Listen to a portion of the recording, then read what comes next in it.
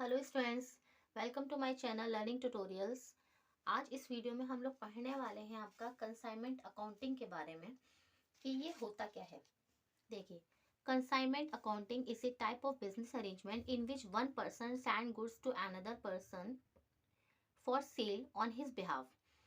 क्या होता है कि जब कोई पर्सन जो है अपनी गुड्स बेचना चाहता है, जिसके लिए क्या करता है, वो किसी और पर्सन को अपनी गुड्स भेजता है ताकि वो उसकी जो गुड्स हैं उनको सोल्ड आउट करे। तो इसको कहते हैं कंसाइनमेंट अकाउंटिंग। इसको हम एक एग्जांपल से समझते हैं कि फॉर एग्जांपल एक पर्सन है राम, ठीक है, और एक पर्सन है रोहित। जो राम है ये आपका जो राम है ये आपका मान लेते हैं कि ये आगरा से बिलोंग करता है, और जो रोहित है ये दिल्ली से। तो ये जो राम है वो अपने बिजनेस को एक्सपेंड करना चाहता है, मतलब वो आगरा टू आगरा तो सोल्ड आउट करता ही होगा अपने गुड्स को। तो वो चाहता है कि उसका बिजनेस और ज़्यादा फैल जाए, तो इसलिए वो क्या चाहता है कि अपनी गुड्स को दिल्ली में बेचना चाहता है, जिसके लिए वो क्या करता है कि एक इसको अपनी गुड्स सेंड करता है ना, सेंड गुड्स।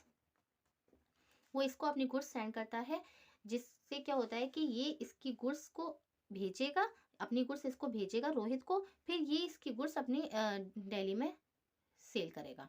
ठीक है, तो इस टेक्निक को कहते हैं, इस पूरी अकाउंटिंग को कहते हैं कंसाइनमेंट अकाउंटिंग। एक पर्सन जो है ये गुड्स भेजता है और ये फिर जो रोहित है वो गुड्स बेचता है। ठीक है, तो इसमें आप देखो, इससे समझ में आ जाएगा आपका। यहाँ पे देखिए, आप यहाँ लिखा था कि the person who send goods is called consignor. जो गुड्स भेजता है उसको कहते हैं कंसाइनर। यहाँ पे कंसाइनर कौन हुआ? यहाँ पे कंसाइनर हुआ आपका राम। राम जो है वो आपका हुआ कंसाइनर। ठीक है, और another person who receive the goods called consignee. जो गुड्स रिसीव करता है और फिर उसको बेचता है। ठीक है, तो वो जो गुड्स बेचेगा वो कौन है? रोहित। और रोहित आपका कौन हुआ यहाँ पे? कंसाइनी। ठीक है, तो ये आपका राम हुआ आपका कंसाइनर और रोहित होगा आपका कंसाइनी। जो गुड्स भेजता है, सेंड करता है, वो होगा आपका कंसाइनर। ठीक है, यहाँ तो राम है, कोई और भी हो सकता है। बस ये याद रखना है आपको, हु सेंड गुड्स वो होगा आपका consignor, and who receive goods to sell the goods. ठीक है, कंसाइनी का मतलब यहाँ देखिए, sell the goods on behalf of consignor. Consignor के बिहाफ में उसकी गुड्स को बेचता है, और हाँ, उसके बदले क्या होता है, उसको कुछ ना कुछ कमीशन या कुछ परसेंटेज जो वो बेच रहा है उस पर उसको कुछ ना कुछ तो मिलेगी, इसीलिए तो वो कर रहा है ये। ठीक है, तो ये होता है आपका कंसाइनर, और जो आपका गुड्स रिसीव करता है और सेल करता है वो होता है आपका कंसाइनी। अब देखिए, कंसाइनर को क्या कहते हैं? प्रिंसिपल। और कंसाइनी को कहते हैं एजेंट। ठीक है, अब देखिए, जब ये गुड्स भेजता है तो उन गुड्स के साथ क्या करता है कंसाइनर? क्या करता है उन गुड्स के साथ? कंसाइनर, कंसाइनी, अब यही टर्म्स आएंगी, इन्हीं से हमें पढ़ना है। जब गुड्स भेजता है ना कंसाइनर, तो उन गुड्स, कंसाइनर किसको गुड्स भेजता है? कंसाइनी को, है ना, गुड्स बेचता है, और कंसाइनी जो है उसकी गुड्स सोल्ड आउट करता है। तो कंसाइनी को जब गुड्स भेजता है तो उसके साथ एक स्टेटमेंट भेजता है, जिसमें क्या होता है कि उसमें सारी डिटेल्स होती हैं उस गुड्स के बारे में, उसकी क्वांटिटी गुड्स की कितनी है, उनकी प्राइस कितनी है। तो वो स्टेटमेंट कंसाइनर कंसाइनी को भेजता है। उस स्टेटमेंट को कहते हैं प्रो फॉर्मा इनवॉइस। ठीक है, फिर जब वो सारी गुड्स सोल्ड आउट कर देता है कंसाइनी, तो कंसाइनी भी कंसाइनर को एक स्टेटमेंट भेजता है, जिसमें कि वो उसमें गुड्स की वो सारी डिटेल्स देता है कि गुड्स सोल्ड हो चुकी हैं, ठीक है, कितना अमाउंट रिसीव हुआ है, खर्चा कितना हुआ है, कमीशन उसने कितनी चार्ज की है, अगर उसने एडवांस पेमेंट किया है तो वो, और अगर उसका कोई बैलेंस बैलेंस जो है ड्यू रह गया है तो वो, या फिर स्टॉक वगैरह जो भी होता है, वो कंसाइनी जो है उस स्टेटमेंट में कंसाइनर को भेजता है। उसे कहते हैं अकाउंट सेल। ठीक है, ये दो टर्म है, सिंपल है। कंसाइनर जो भेजता है कंसाइनी को स्टेटमेंट, वो होता है प्रोफॉर्मा इनवॉइस, और कंसाइनी जो भेजता है कंसाइनर को, वो होता है आपका अकाउंट सेल। ठीक है, तो ये होता है। अब देखिए आप, अब देखिए कंसाइनर जो है वो अपने पास अपनी बुक्स में दो तरीके के अकाउंट बना के रखता है। ठीक है, वो दोनों अकाउंट कौन से होते हैं? कंसाइनमेंट अकाउंट और कंसाइनी अकाउंट। देखिए ये अकाउंट कुछ इस तरह से बनते हैं, ये होता है वो आपका, ये कंसाइनमेंट अकाउंट और ये आपका कंसाइन अकाउंट। ठीक है, अभी हम इसके अंदर कुछ एंट्रीज लिखेंगे और देखेंगे कि किस तरह से इसको लिखते हैं। ठीक है, अब देखिए कंसाइनर अकाउंट की बात करें अगर हम, कंसाइनर अकाउंट में, ठीक है, कंसाइनमेंट अकाउंट और कंसाइन अकाउंट दोनों हमने बना रखे हैं, और मैं आपको कुछ इनकी एंट्रीज बताने वाली हूँ, और उसको हम किस तरह से डेबिट और क्रेडिट करते हैं वो सब हम सीखेंगे। तो कंसाइनर में जो है, देखिए पहली एंट्री है आपकी कंसाइनमेंट अकाउंट में, जो है देखिए कंसाइनमेंट अकाउंट बेसिकली इसमें जो है आपके सारे खर्चे आते हैं। ठीक है, और नॉमिनल अकाउंट पर पेश करता है। नॉमिनल अकाउंट तो आपको पता ही है, debit all the losses and expenses, credit all the income और गेन। तो डेबिट कर देते हैं हम सारे खर्चों को, जितने भी खर्चे होंगे वो आपके डेबिट होंगे, और आपकी जो इनकम्स होंगी वो आपकी क्रेडिट होंगी। ठीक है ना। अब देखिए खर्चे बहुत तरीके के हो सकते हैं, किसी भी तरीके के हो सकते हैं, तो ये सारे हम पढ़ने वाले हैं जो आपके कंसाइनमेंट अकाउंट में आएंगे। ये आपके सारे कंसाइनमेंट अकाउंट में आएंगे। तो पहला देखिए, गुड्स सेंट बाय कंसाइनर। जो भी गुड्स हैं कंसाइनर ने जो भी गुड्स सेंड की हैं, ठीक है, उसके में उसको कितना खर्चा आएगा, क्या आएगा, तो उसकी जर्नल एंट्री हम किस तरीके से करते हैं। देखिए consignment account debit to goods sent on consignment. ठीक है, गुड्स सेंट ऑन कंसाइनमेंट, ये होती है इसकी जनरलिटी। लेकिन ये देखिए कि आप अगर फॉर एग्जाम्पल अगर आपने गुड्स परचेज किए हैं और उन गुड्स का पर्पस जो है वो अदर देन सेल होता है, मतलब सेल के अलावा है उसका पर्पस, तो क्या करते हैं, कभी भी हम गुड्स परचेज करते हैं और उसका पर्पस जो है सेल के अलावा होता है, तो उसको जो है ना हम परचेज को क्रेडिट करते हैं। जबकि परचेज की एंट्री क्या होती है, परचेज अकाउंट डेबिट टू, जो भी है कैश या जो भी पर्सन है, purchase account debit to cash account. लेकिन अगर हम परचेज करने के बाद हमारा पर्पस जो है वो सेल के अलावा होता है, तो हमेशा परचेज को क्रेडिट करते हैं। लेकिन यहाँ पर आप देखिए कि ये कंसाइनर जो है गुड्स भेज रहा है, सेल नहीं कर रहा, तो इसकी एक और एंट्री आती है, ये बहुत इंपॉर्टेंट एंट्री है। ठीक है, to goods sent on consignment account debit to purchase account. ठीक है, क्या होता है ना, अगर हम सेल के अलावा परचेज जो हम कर रहे हैं वो हमारी सेल के अलावा है, तो क्या करते हैं, परचेज को हमेशा क्रेडिट करते हैं। ठीक है, ये उसकी जनरल एंट्री होती है। ठीक है, अब तो देखिए हमने जो यहाँ पे कंसाइनमेंट अकाउंट बनाया था, यहाँ पे जो हमारी ये डेबिट हुई है आपकी goods sent on consignment account debit, तो वो यहाँ आ जाएगा, goods sent on consignment account, ये आपका डेबिट में आ गया, और जो भी अमाउंट होगा वो यहाँ हो जाएगा। ठीक है, नेक्स्ट देखते हैं एक्सपेंसेस बाय कंसाइनर। देखो एक्सपेंसेस बाय कंसाइनर का मतलब क्या है कि गुड्स सेंड कर, जो भी गुड्स सेंड करता है कंसाइनर, जो भी गुड्स सेंड करता है कंसाइनर, जो भी गुड्स सेंड करता है उसमें उसका भी तो खर्चा आता है। जब वो गुड्स सेंड करता है तो ट्रांसपोर्टेशन का खर्चा, ठीक है, जो भी खर्चा आता है तो वो ये होता है। इसकी जर्नल एंट्री क्या हो जाएगी आपकी, ये इसके लिए खर्चा है ना, इसकी हो जाएगी आपकी कंसाइनमेंट अकाउंट डेबिट टू, वो जो भी खर्चा है वो या तो कैश करे के थ्रू करेगा या फिर बैंक के थ्रू करेगा, टू बैंक अकाउंट। ठीक है ना। ठीक है, तो अब हम इसको कंसाइनमेंट अकाउंट में आपका रिकॉर्ड कर देंगे, क्योंकि उसने जो खर्चा किया वो किसके थ्रू किया है, बैंक के थ्रू, या फिर हम कैश अकाउंट भी लिख सकते हैं, बैंक अकाउंट या कैश अकाउंट के थ्रू। ठीक है, नेक्स्ट देखिए एक्सपेंसेस बाय कंसाइनी। ऐसा होता है कि कोई भी ऐसा होता है कि कंसाइनर तो खर्चा कर रहा है, लेकिन कभी ऐसा होता है कि कंसाइनी भी खर्चा करता है। ठीक है, तो जो भी कंसाइनी खर्चे होते हैं, कंसाइनी जो भी खर्चे करता है वो क्या समझते हैं आप, मतलब वो अपने पास से कोई खर्चा नहीं करता। वो क्या करता है, वो मतलब खर्चा अपने पास से करता है, लेकिन क्या करता है कि कंसाइनर उसको उसका पे कर देता है। ठीक है, अब फॉर एग्जाम्पल अगर उसका कुछ परसेंट फिक्स है तो उसको वो परसेंट तो मिलेगा ही मिलेगा, लेकिन क्या है कि उसने जो खर्चा किया है वो भी कंसाइनर उसको पे करता है। ठीक है, तो कंसाइनर के लिए तो ये लाइबिलिटी है ना। तो इसकी जर्नल एंट्री क्या हो जाएगी,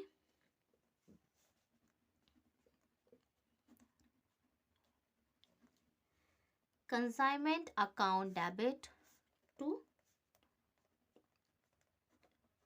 कंसाइनी। ठीक है, सेम इसी तरीके से एक नेक्स्ट एंट्री है कमीशन टू कंसाइनी। इसमें क्या होता है कि जो भी कमीशन है वो कंसाइनी को पे करता है कंसाइनर। ठीक है, तो इसकी जनरल एंट्री हो जाएगी आपकी, बिल्कुल यही एंट्री होगी, consignment account debit to consignee. ठीक है, अब आप इसको यहाँ यहाँ रिकॉर्ड कर लीजिए कंसाइनमेंट अकाउंट में। देखो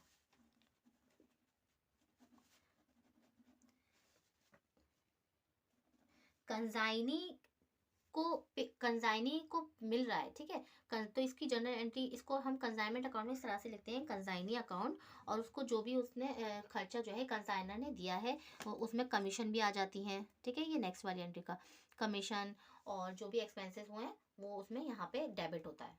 ठीक है, नेक्स्ट है आपका सेल्स बाय कंसाइनी, जो भी सेल की है कंसाइनी ने। तो देखो कंसाइनी ने जो भी सेल करी है वो पैसा हमारे पास तो नहीं आता है, वो पैसा जो है ना कंसाइनी अपने पास रखता है। लेकिन जब ईयर का एंड होता है या जब जो भी सेटलमेंट होता है तब वो पैसा जो है कंसाइनी कंसाइनर को देता है। ठीक है, तो तब तक तो वो पैसा कंसाइनी अपने पास रखता है, उसके बाद कंसाइनर को वो पैसा देता है। जब फाइनल सेटलमेंट जब हो जाता है उसके बाद कंसाइनर के पास वो पैसा आता है। तो इसकी एंट्री क्या होगी आपकी, कंसाइनी अकाउंट डेबिट टू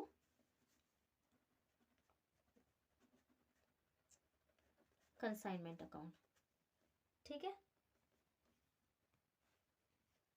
अब देखो क्योंकि ये पैसा जो है कंसाइनी ने अपने पास रखा था, बाद में उसके पास आता है, तो इसको हम क्रेडिट करते हैं, है तो इनकम आएगा। ठीक है, तो इसको कंसाइनमेंट अकाउंट में लिखा जाता है कंसाइनी अकाउंट।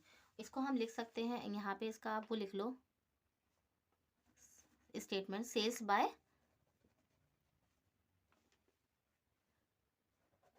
कंसाइनी ने जो भी सेल्स किए हैं उसका।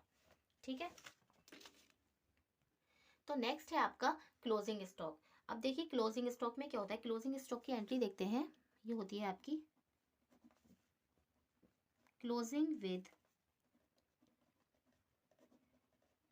Consignee account debit, consignee account debit to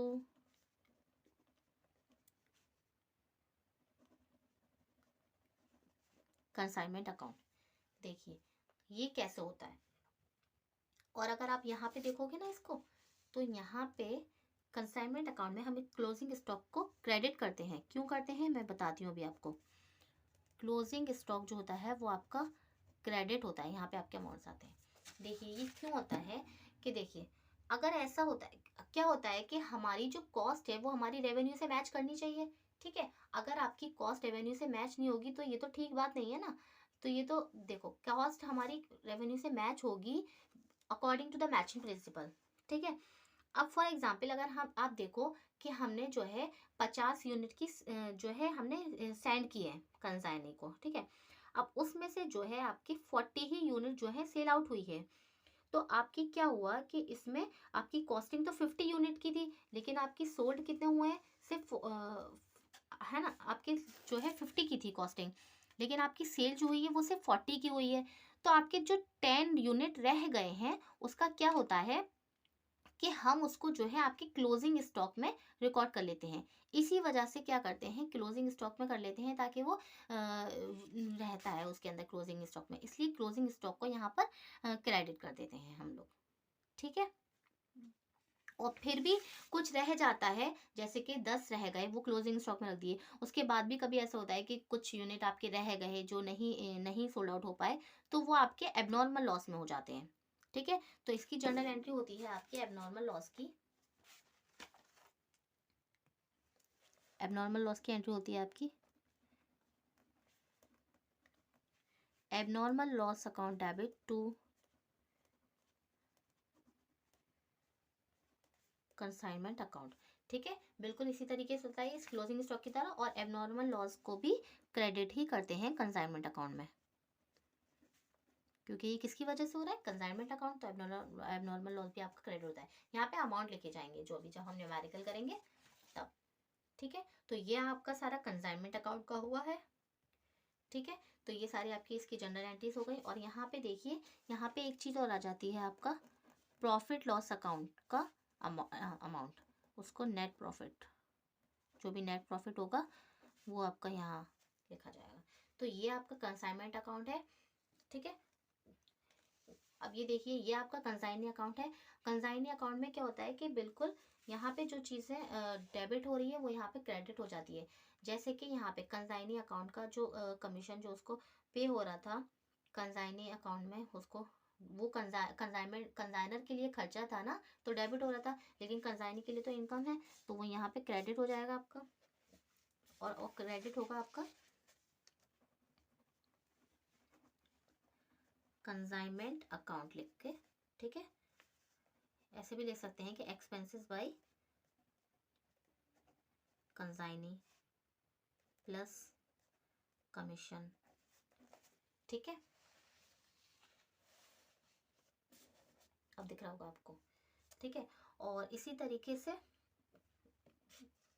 ये वाला जो था consignment account sales by consignee, consignee ने जो भी सेल्स की थी है ना, उसके लिए उसको वो हो रहा था, उसके पास था वो पैसा। ठीक है, तो क्या था वो, उसके लिए यहाँ पे इनकम थी, लेकिन यहाँ पे क्या हो जाएगा, वो चीज़ यहाँ पे डेबिट हो जाएगी।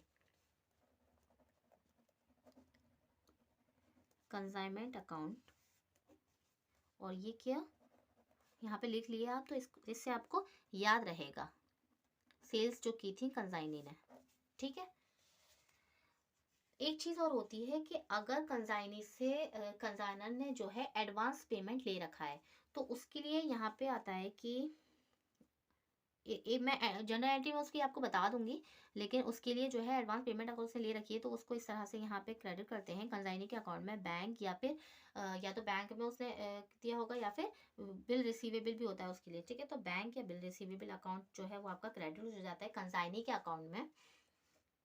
ठीक है, इसको ऐसे लिख सकते हैं कि एडवांस चेक या एडवांस पेमेंट बाय कंसाइनी। ठीक है, तो ये आपका हो चुका है। तो अब हम एक न्यूमेरिकल करते हैं, जिससे आपको कंसाइनमेंट अकाउंट और कंसाइनी का अकाउंट बनाना थोड़ा आ जाएगा। ठीक है, तो मैंने एक क्वेश्चन लिख लिया है। देखिए, राम जो कि कंसाइनर है, उसने अपनी गुड्स सेंड की हैं, जो कि कितनी कॉस्टिंग थी उनकी, 1 लाख, टू रोहित। रोहित कौन हुआ आपका, कंसाइनी। और उसने जो खर्चे हुए हैं इनकर्ड एक्सपेंसेस ऑन फ्रेट, उसके अलावा उसने फ्रेट चार्जेस है 5,000, पैकिंग चार्जेस है, रोहित ने इतना पे किया है एडवर्टाइजमेंट का, और इंश्योरेंस चार्जेस रोहित ने सेल्स की हैं, क्लोजिंग स्टॉक है, और रोहित को कमीशन जो मिलेगी वो आपका 2% उसका सेल्स पे मिलेगी। ठीक है, और हमें उसका क्या बनाना है, कंसाइनमेंट अकाउंट और कंसाइनी अकाउंट। तो अब हम ये बनाते हैं। ये देखिए, मैंने इसका फॉर्मेट बना रखा है ऑलरेडी, अभी हमने बनाए थे ना, बिल्कुल उसी तरीके से। ठीक है, तो सबसे पहले तो आप क्वेश्चन में देखिए कि Rohit send goods of costing rupees 1 lakh. ठीक है, तो यहाँ पे क्या आ जाएगा आपका, अभी हमने किया था, ये हो जाएगा आपका goods send to consignment account, कितनी है, 1 लाख। ठीक है, नेक्स्ट में देखिए आपके फ्रेट चार्जेस है। ठीक है, और ये आपकी पैकिंग चार्जेस है, तो ये आपके सारा खर्चा कैसे होगा, ये बैंक के जरिए, तो हम बैंक लिख देते हैं। यहाँ पे आप लिख दो फ्रेट चार्जेस और पैकिंग चार्जेस। तो फ्रेट चार्जेस हैं आपके यहाँ देखिए फ्रेट चार्जेस हैं आपके 5000 और पैकिंग चार्जेस है 2500।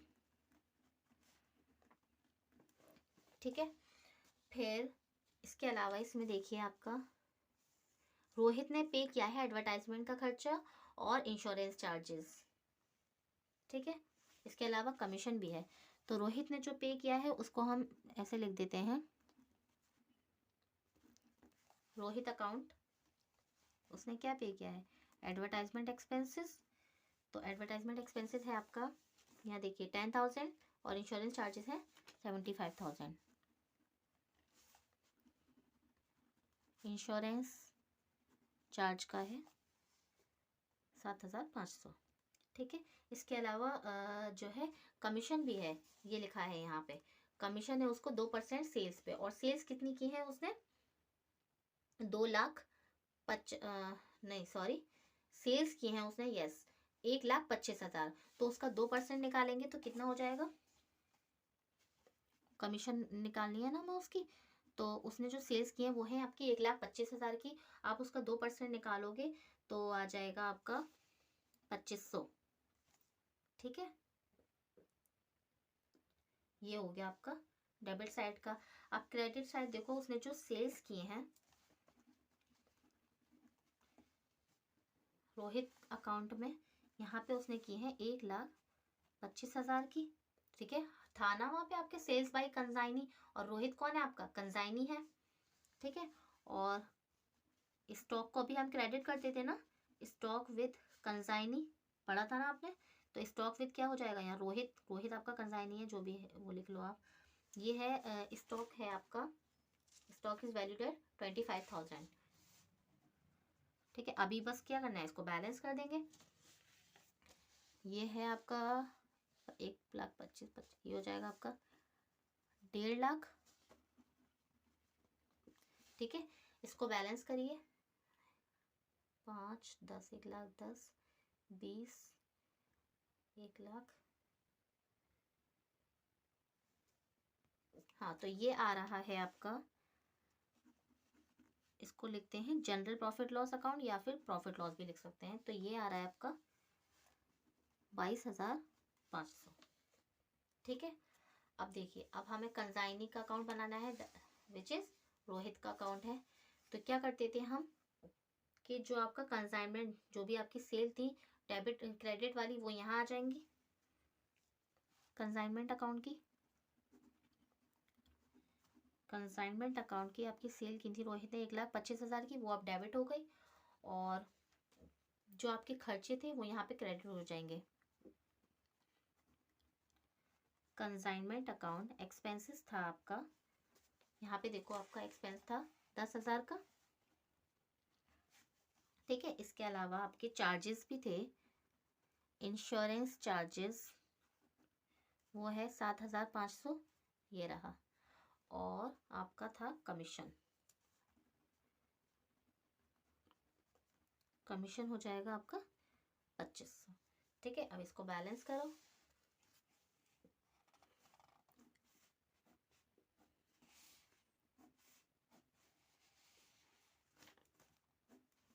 ये है आपका 1,25,000, तो ये हो जाएगा आपका 1,10,000 आ रहा है ये, है ना।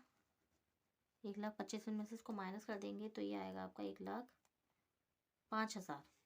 ठीक है, 1,05,000। अच्छा, इसमें क्वेश्चन में कुछ भी नहीं लिखा हुआ है, ऐसा लिखा रहता है, वरना फाइनल अकाउंट है तो क्या लिखेंगे। तो इसमें कुछ भी नहीं लिखा है, तो इसमें खाली हम क्या लिख देंगे, यहाँ पर बैंक अकाउंट बैलेंस। ठीक है, तो ये तो थोड़ा सिंपल है, सिंपल है काफ़ी ये वाला न्यूमेरिकल तो। ठीक है, इसी तरीके से क्वेश्चंस आएंगे, और इसके अलावा और भी क्वेश्चंस आएंगे। तो आज तो हमने थोड़ा बेसिक पढ़ा है, इसके कंसाइनमेंट अकाउंट का बेसिक पढ़ा है, और आप लोग इसको देख लिएगा। ठीक है, इसके बाद हम कंसाइनमेंट अकाउंट को ही कंटिन्यू करेंगे। आई होप कि आपको ये सब समझ में आया हो, और अगर आपको अच्छे से समझ में आया हो तो हमारी वीडियो को लाइक कीजिए, शेयर कीजिए और चैनल को सब्सक्राइब कीजिए। Thank you.